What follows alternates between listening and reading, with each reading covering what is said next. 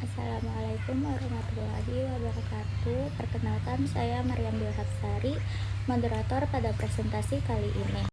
Di sini kami akan mempresentasikan masalah mengenai Frail Scale.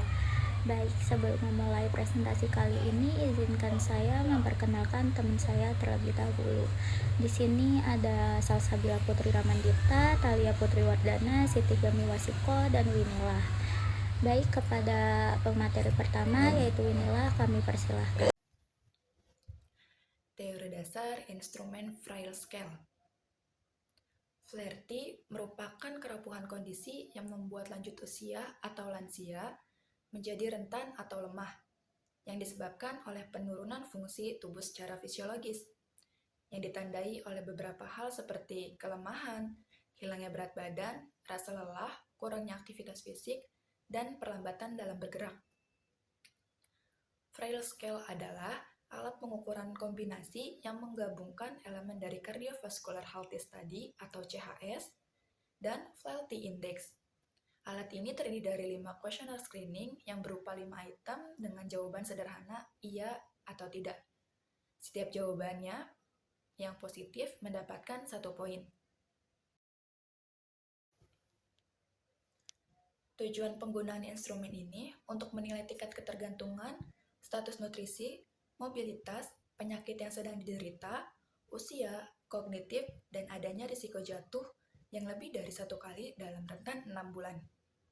Menilai karakteristik seperti kehilangan berat badan, kelemahan, kelelahan, tingkat aktivitas fisik yang rendah, dan kecepatan berjalan menyatakan bahwa seiring bertambahnya usia, lansia akan mengalami Flaherty.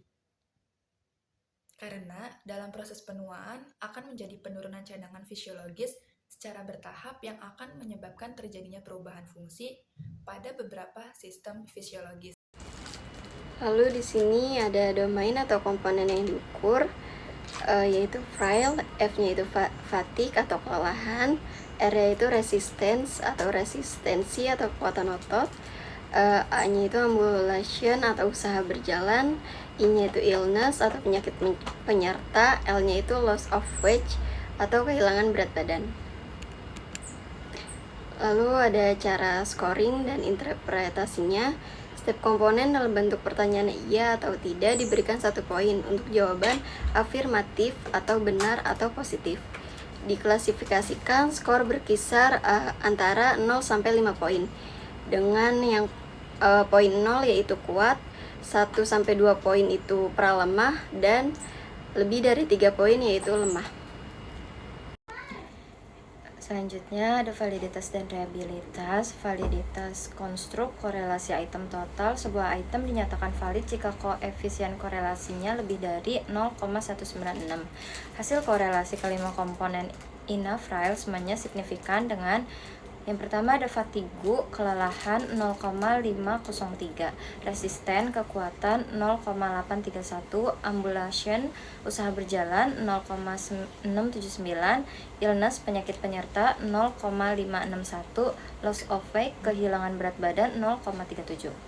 Yang kedua ada validitas eksternal, memiliki korelasi yang kuat ketika dibandingkan dengan instrumen standar emas yaitu Cardiovascular Health Study atau CHS versi Indonesia dengan nilai 0,696. Selanjutnya ada reliabilitas. Yang pertama konsistensi internal atau yang biasa disebut Cronbach alpha. Nilai koefisien konsistensi internal untuk Frail ada 0,530. Nilai ini dinilai sebanding dengan serupa dengan skala Frail versi bahasa lain seperti versi Cina 0,485 dan versi Brasil 0,447. Selanjutnya ada reliabilitas test retest reliability. Pengujian ulang dengan interval waktu 4 minggu menggunakan uji statistik kappa koefisien agreement menunjukkan nilai sebesar 0,951 atau kurang dari 0,001. Nilai yang sangat tinggi ini menandakan bahwa Frail memiliki stabilitas dan keandalan yang sangat baik dari waktu ke waktu. Baik, di sini ada kelebihan dan kekurangan instrumen. Untuk kelebihannya bersifat praktis, hemat waktu dan biaya karena hanya berbentuk wawancara tanpa menggunakan alat medis khusus. Untuk kekurangannya sulit untuk diterapkan dalam pengaturan klinis atau epidemiologi yang besar karena hanya berdasarkan ingatan atau jawaban lansia sendiri.